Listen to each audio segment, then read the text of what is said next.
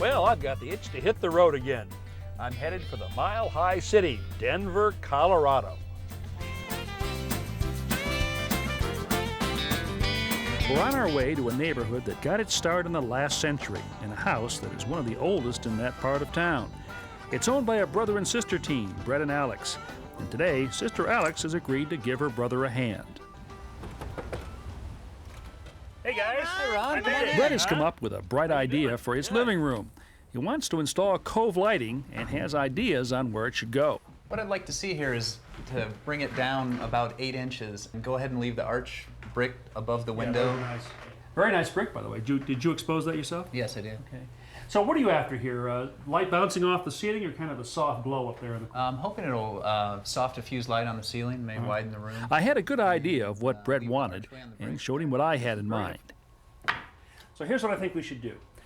We'll start by putting up a 1x4 ledger like this, and we'll run it all the way across the wall. Okay. And then to that, we'll attach this piece of crown molding like this. Now the nice thing about this, it's going to give us a natural sort of trough up here, and then we can put the lighting right in there and hide it. I think that's going to look nice. The decision is unanimous, so we head out to the backyard and get started. Okay. The ledger or backboard will be made from 1x4 lumber. To give things a little more interest, we decide to create a detail on the bottom edge. So Brett, if you'd clamp that down there, Alex, you clamp this up here. Keep your clamps pretty much close to this rear edge right here. There you go.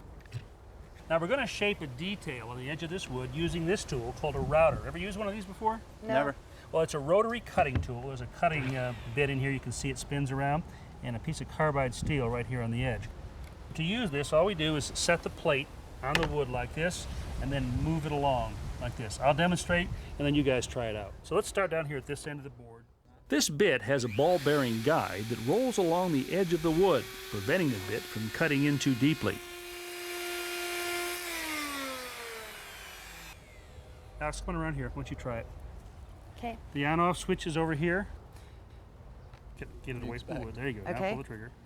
Hold it. In no time, Alex gets the hang of it. Then it's Brett's turn.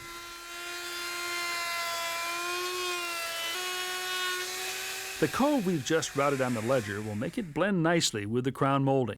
Painting the individual parts before we assemble them will save us a lot of time.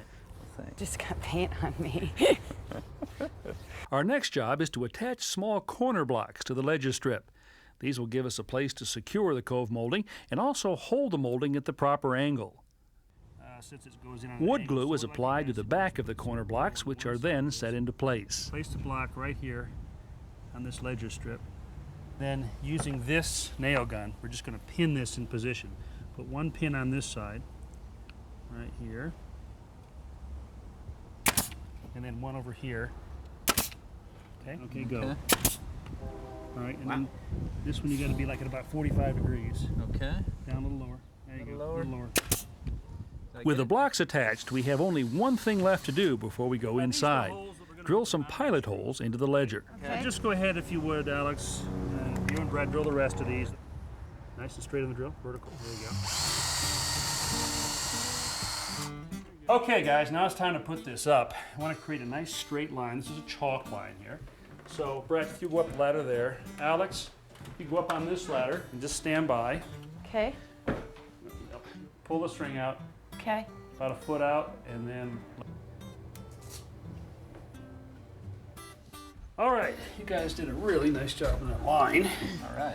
Now, this is the first piece of ledger right here. So bottom edge of this on that blue line. While Alex and Brett hold the ledger in place, I insert a carbide tip masonry bit into the pilot holes to mark their position on the wall. Using the small holes as guides, I drill larger, deeper holes. A piece of tape on the bit acts as a depth gauge. Into the larger holes, we'll place plastic wall anchors. Then install the screws that will hold the ledger securely to the brick wall. Now it's time to attach the strips of crown molding.